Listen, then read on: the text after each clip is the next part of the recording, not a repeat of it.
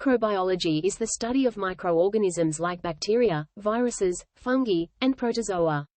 These tiny organisms play crucial roles in various ecosystems and industries.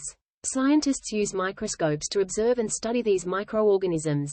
Microbiology helps in understanding diseases, developing vaccines, and antibiotics.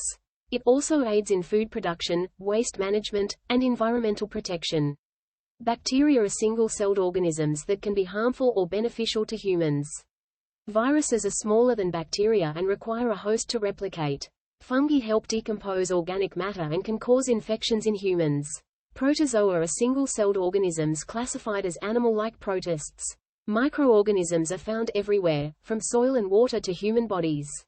Some microorganisms are known for their ability to produce antibiotics.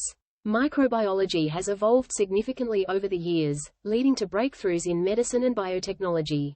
It involves studying microbial genetics, physiology, and interactions with the environment.